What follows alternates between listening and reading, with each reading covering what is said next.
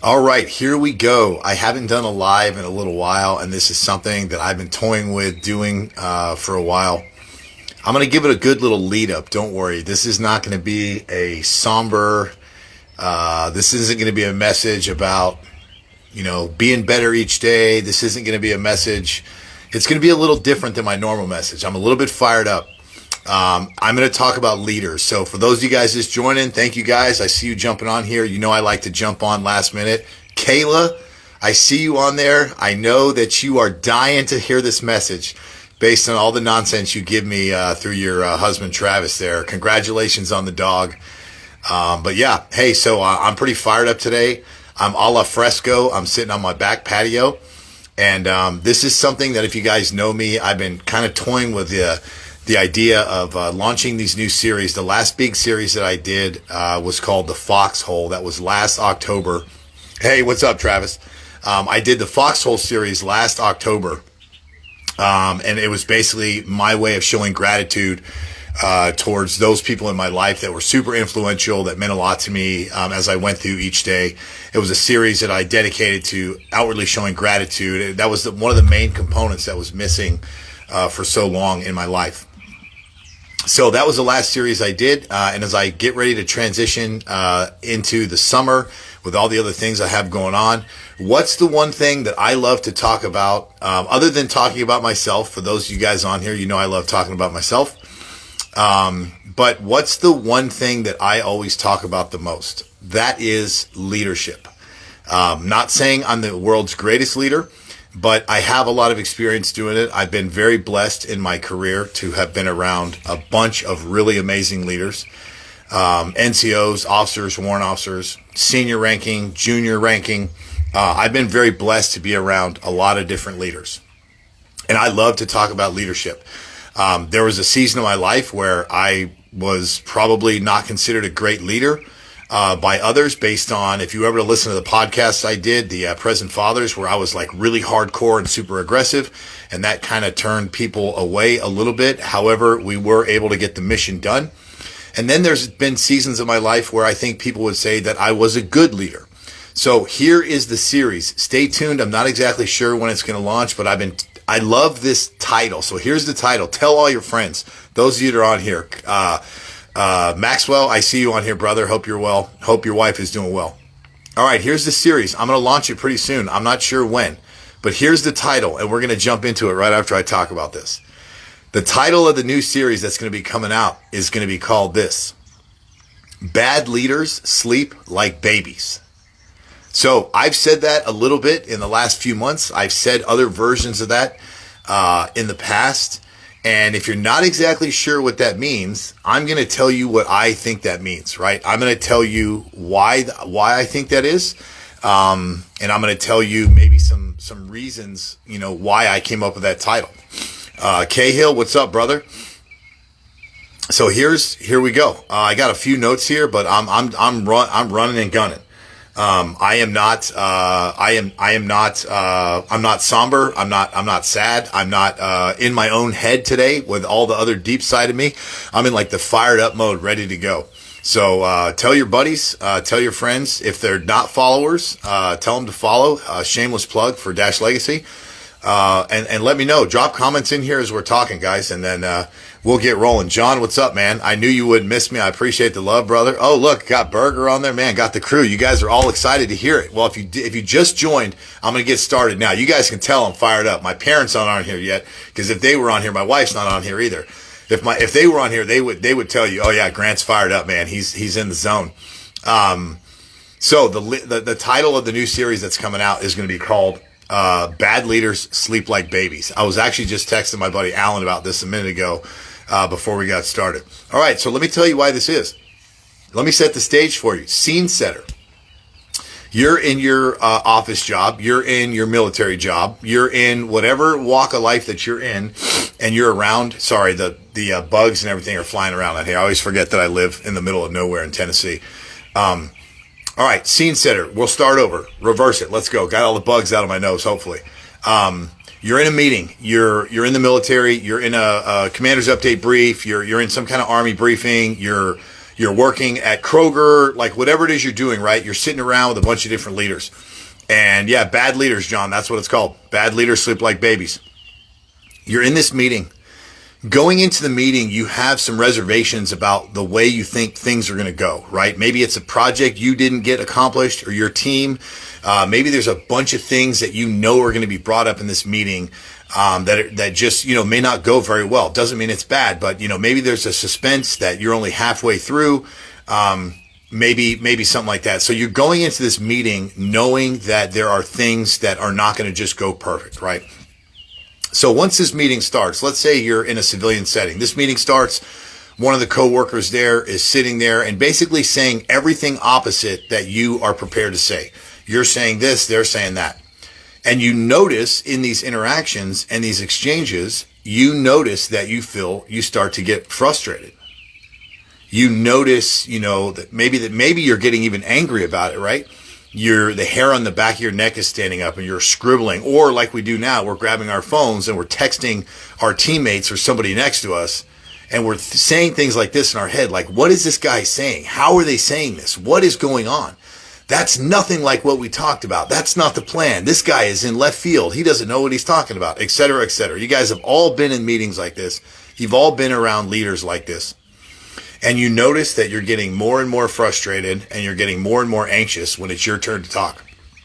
You go to talk, you say all your stuff. The meeting adjourns, right? You're in your civilian capacity, you're in the Army, the meeting adjourns, and you are just beside yourself. Now, I can tell you from personal experience that I have been in a lot of meetings, in a lot of exchanges like this in my career, where I leave the meeting or I leave the interaction and I'm just beyond frustrated. I'm beyond frustrated. It's nothing like what I wanted. It's nothing like the outcome I thought. Everything is just going to shit. You don't know what's going on. How could all these people be saying all these things, and yet only, a handful of people really seem to understand the mission, really seem to understand the team dynamics, etc. And you walk away from that setting feeling angry, frustrated, resentful. You just want to strangle people, right? And I felt this way, and I'm sure you guys, or somebody who's felt this way as well. Why do you think that is? Let that sit in your brain for just a second while we continue talking. Why do you think you leave these interactions feeling this way? Are you the one that's wrong? Are you the quote unquote bad leader? Are you the person that needs to realign and look at the mission or look at the goals of the organization? Or is it everybody else? So think about that for a second. I can tell you the thing about stress or the thing about anxiety is this. The reason we start to feel stress in our lives or anxiety, what's up, baby? My baby joined. The reason we feel stress and anxiety, and Shayna, please don't jump on here because I feel stress and anxiety for every reason, right? The main reason, what's up, Brandon? The main reason we feel stress and anxiety in our lives, I'm talking about low-level anxiety. I'm not talking about anxiety attacks or any of those really serious things. I'm talking about just that anxiousness and that stress. The reason we add stress and anxiety to things in our life is because we care about the outcome. Think about that. I'll say it again. The reason we add stress and anxiety to things in our life is because we care about the outcome. Now, some would say, like me or my wife would say, that I add, some kind of made up or unknown outcome to almost everything in my life. While I can't confirm or deny that, I have been known to be a little bit of a stress case. I have been known to be a little bit anxious or a little bit fired up from time to time. And there are times where that works well, and there's other times where that doesn't work so well. And I have found that sometimes I add more stress and anxiety to situations that maybe not warrant. Thanks, John. I may add a little bit of stress or anxiety to things that other people may not add that same level of stress and anxiety to. And that's something, if you've heard part of my story, that that I'm working on constantly. I don't think I'm as stressed out every day as maybe I used to be. Maybe that's a bad read on myself. I don't think I'm quite as stressed out as I used to be in some areas, but then other areas I know that I am. Okay, so has everybody been sitting there thinking about why I said that? All right, so we just realized now that we're adding stress. Correction, we feel Stress and anxiety about situations, leadership situations. And why is that? We said that because we care about the outcome. We care about what's going on. So let's go back to that board meeting, that Army meeting, that meeting that you're in with your coworkers where everybody seems to be saying different things and you leave that meeting stressed out. Does that mean you're a bad leader? Or does that mean they're the person that is saying that is a bad leader? And let me tell you why I'm calling it bad leaders sleep like babies. It's because I can tell you from my experience, I've been playing the Army game for a long time and the life game even longer. If I find myself getting anxious or stressed out in these situations, it's because I am passionate about the outcome. I am passionate about the end product that we are going to produce for either the commander or our teammates, our friends, whatever else. I am pouring myself into those meetings, those interactions. And still being a little bit of a control freak, I also want to sometimes put my flavor into all of these different things, which I'm learning and have learned over the years that I need to do a better job about. So I will drive home from that meeting stressed out. Now, I'm not talking about just like, hey, where are we going to eat lunch? I'm talking about some high-level meetings that we sit in that can determine the glide path of our organization. Meeting or not meeting, in the Army's case, the commander's intent. Or doing something that could be egregious or cause a soldier a safety violation or put somebody in harm's way. I'm not just talking about something small. But something small still is the same. We see people in our life that don't add any value to anything that they do, or at least they claim that, right? They say in their relationships, oh, I don't know about this girl, she's whatever. I don't know about this, it's whatever. They say those things, they're discounting the way they feel. I don't think that's a true assessment of how these people really feel. I think what it is they don't have the ability to pour into their emotions and add value to it because they'll be embarrassed about the outcome or they'll be embarrassed about what's coming out. So that whole thing where people say, I don't have to do X and I don't care about this, I say that's all bullshit, if I'm being honest with you. I'm not saying you have to care about every single thing in your life or every single interaction that you have the same way, but people that easily dismiss things in their life as not caring, I call bullshit. What it really is, hey, I don't really have a lot of information about this, so I don't want to sound stupid. My ego's so high, so I'm going to say I don't care. What it really should be is like, hey man, I don't know this. Thanks for bringing this up to me. All right, off on that tangent. Back to bad leaders sleep like babies. I leave those interactions and I go home, or I'm driving home and I'm listening to podcasts. I'm listening to my boy George from Present Father's podcast, who I was just on recently. Shout out to my boy George, amazing human being, amazing soldier, amazing Christian, amazing husband, awesome, great opportunity. I'm listening to those and I'm thinking about the meeting. I'm thinking about all the things that I said. But you know what that other person is doing? They're not thinking about anything. They're thinking about the drive. They're thinking about what they're having for dinner. They're probably not thinking about PT, right? So what is that? Are they better than me? Did they just hit a full stop in that meeting and just throw everything aside and now they're able to just casually go off into the world and not think about anything? Are they better at stress management than me? Are they better problem solvers? I mean, because on the outside looking in, it seems like these leaders that leave these meetings with a clean and pure heart and they haven't added anything to it. They don't seem to be distressed about the outcome in any way. Do they have it figured out and we don't? Because I can tell you, I've asked myself this question a million times. I look around in organizations that I've been a part of, and it doesn't matter what rank these people are. Sometimes they're seniors, sometimes they're juniors, sometimes they're equals. And I think to myself, why is that sergeant over there? Why is that leader over there? Why do they not seem to care about what we're talking about? How is it that they are sitting at the same table as I, and yet they have nothing to add, and they don't seem to be interested at all in the outcome? Well, I wrote a couple of notes down. And so why I think this is really particular, I know there's a young soldier that jumped on here too. I saw his name. And here's why I think those things are important. Because when there's not leaders like me and my teammates around, these other leaders are out in organizations and they're having conversations with our teammates, our soldiers, our civilians, our coworkers. And these are the guys and girls that are only in the game for themselves. They're only in the game for what they want to get out of it. They're not in it for the team.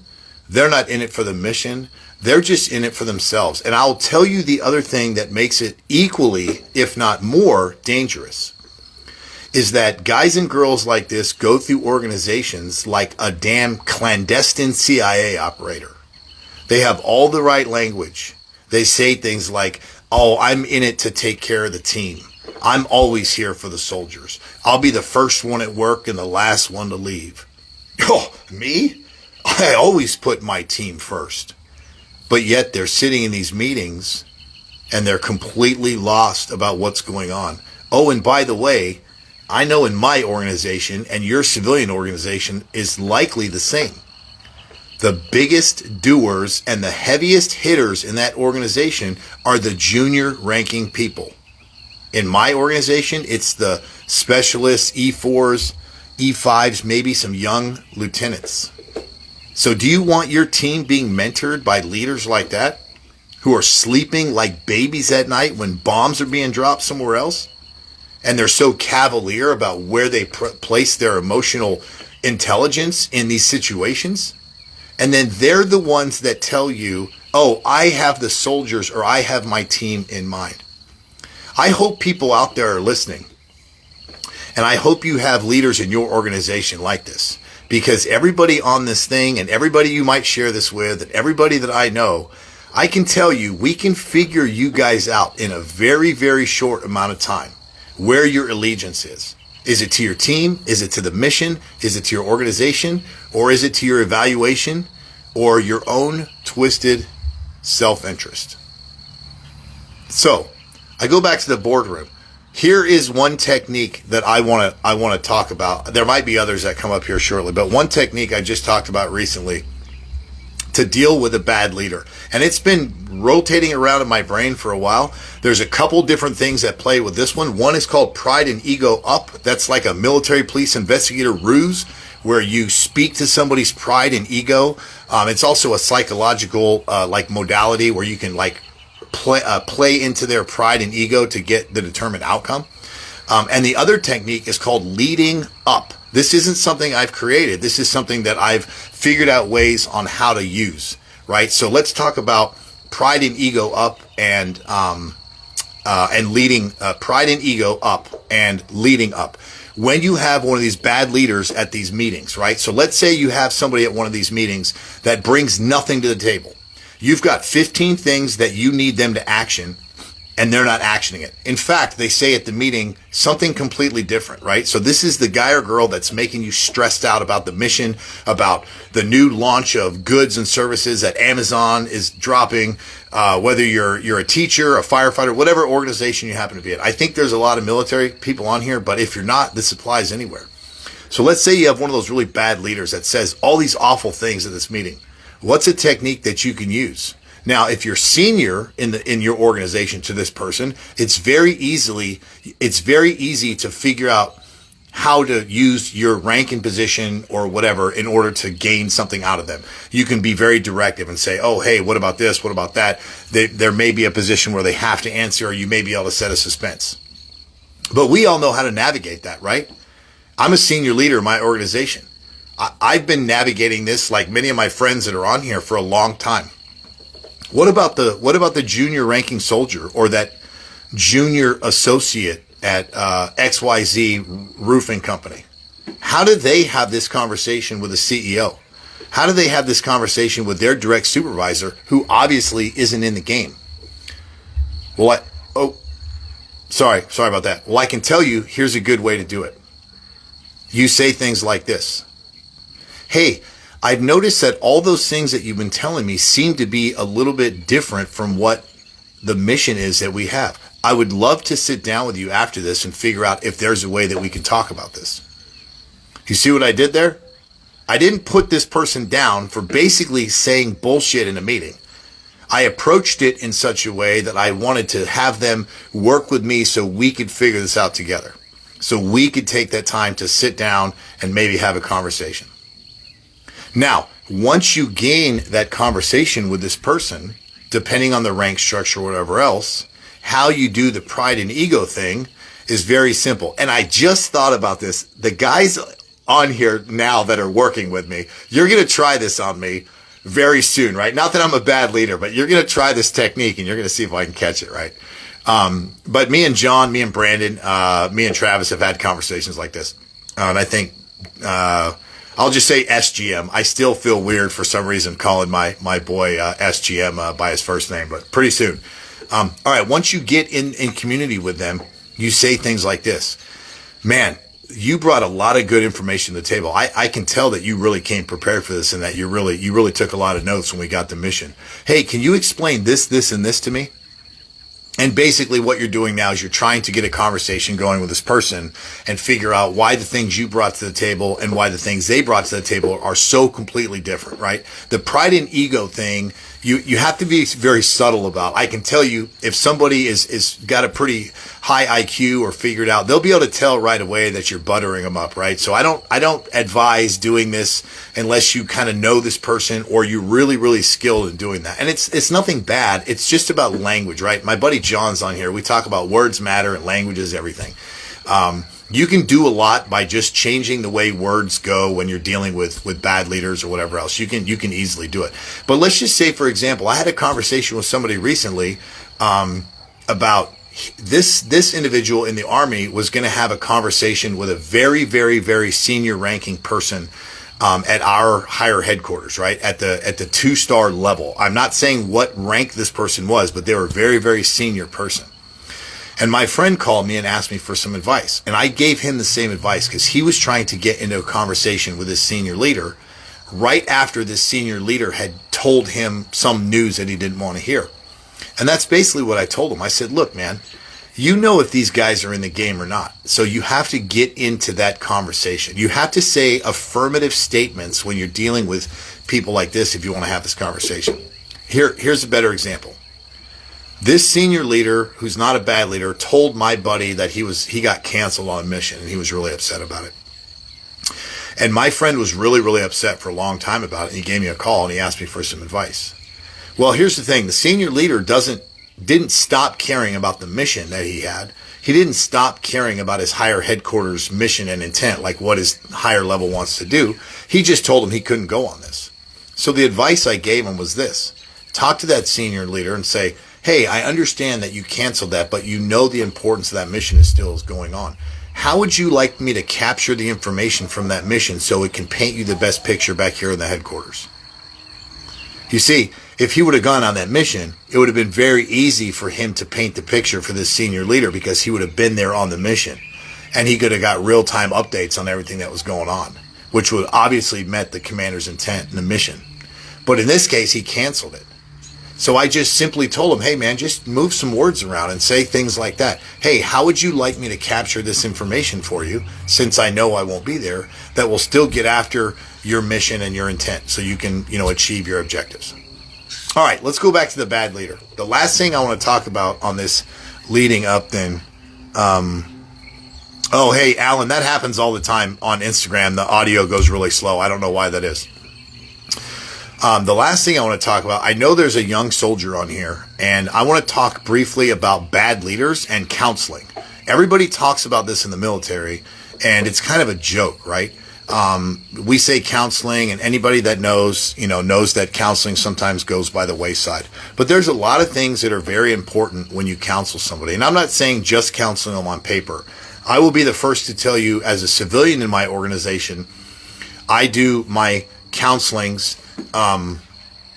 We do like our performance reviews and appraisals, and we do our appraisals. We start it in the beginning of the year. We have a mid-year review and then a final. So that's kind of my version of counseling.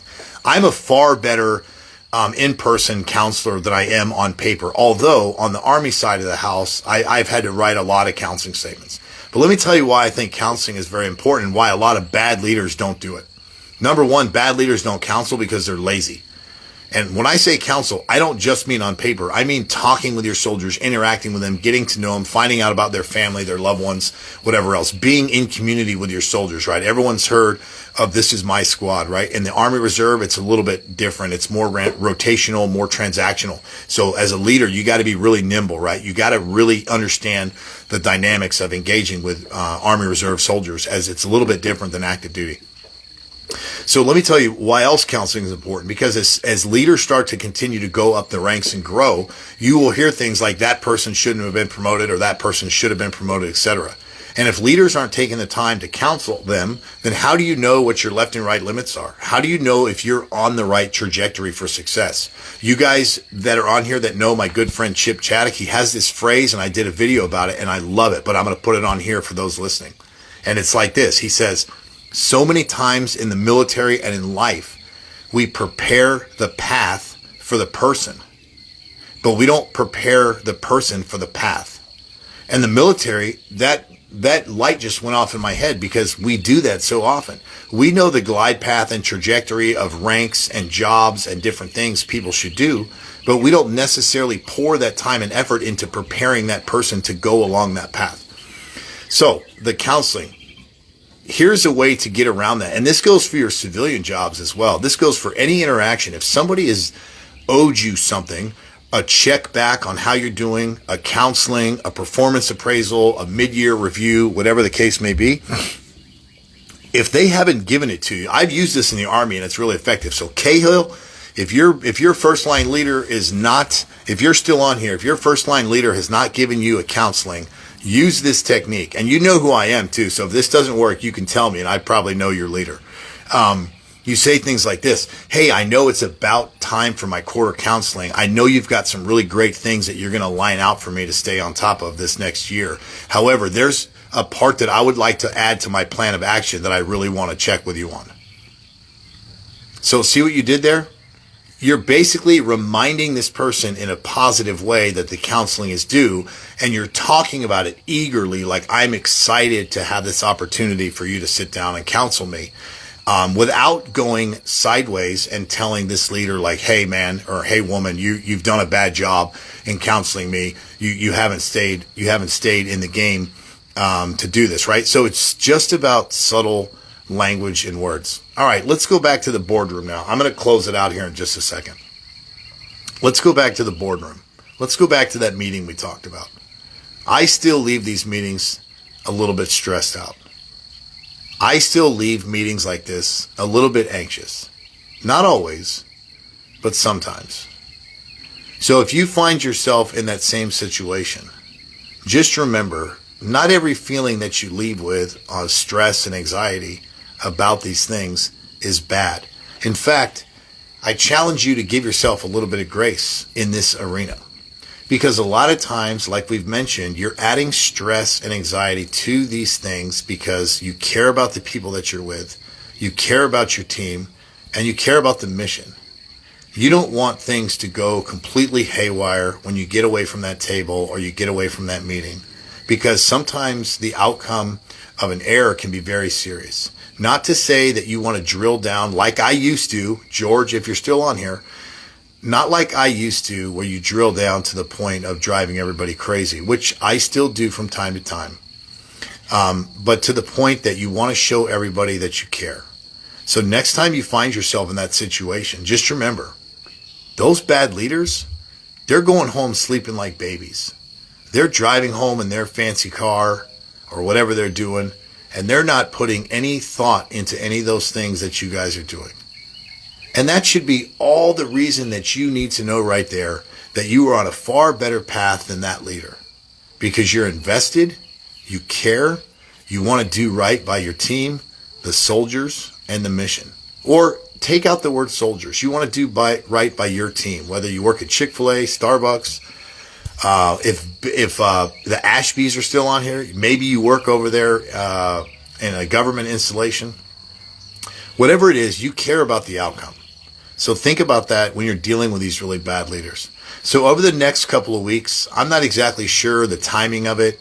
I'm going to launch some more stuff on here because now I'm not pivoting at all, but I talk about a lot of growth mindset on here, and I talk about wanting to do better each day. But the real truth behind all of this is, number one, I want to do better for myself because I've kind of come a long way in life and I still have a long way to go.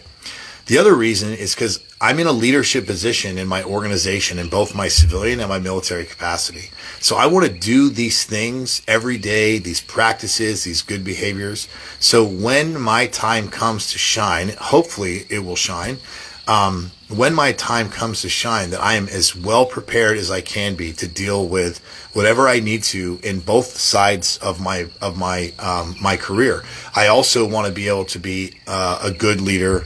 What up, Kathy? I also want to be a good leader to my wife and to my kids. So that's why I'm going to take this. It's not really a pivot, but I'm going to try to do some more snippets of the series, which I'm going to launch here, called Bad Leaders Sleep Like Babies.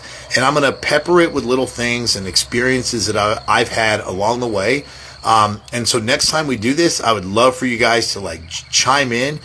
Maybe we can have a dialogue. If somebody, depending on the topic, wants to join me on the live, depending on who it is and what the topic is, you know, I'd love to have people jump on here. I'd love to have a conversation about why bad leaders sleep like babies, why they go home at night and they just lay their head on their pillow. Meanwhile, all the rest of us are running around, getting nervous and excited and anxious about the outcome. Let me cover this real quick before I take off. The other two notes that I want to touch on real quick before I leave, and it was brought up to me recently. I was talking to one of my buddies today, was talking about how a lot of these bad leaders, lack empathy and they lack the drive and motivation. And I can't speak for every leader across the board, but there definitely are a lot of leaders in many organizations, that lack empathy. And, we could talk in parallel about how so many people talk about this new generation of leaders, of individuals, of young men and women, how they're soft, how they're this, how they're that. And I'm not here to weigh in on that, because I can tell you there's a lot of young leaders that I've been so blessed to work with in my organization, that are far better, far brighter, far smarter, way better shape than I am at the age they're at now, than I was at that age. So I don't just cast a wide net and say, oh, this next generation is not that way. But I can tell you there are a lot of old school leaders that are very reticent to apply empathy or sympathy or grace or compassion or communication skills to the next generation. I've even had people tell me, oh man, you've kind of gone soft a little bit, man, since you've been a first sergeant. Like, man, you were first sergeant, you were fire breathing and you were doing all these things. That's still in there, by the way. But I'm not in that same position. So like I talked about with my friend George, on the Present Fathers podcast, episode 66, in case you're listening, you can show up differently for different people in your life and still be the same whole, complete person. You can show up differently for your wife or your spouse. You can show up differently for your soldiers. You can show up differently for a soldier out of regulations. You can show up differently for the senior leaders in your organization. Hold on, let me read this.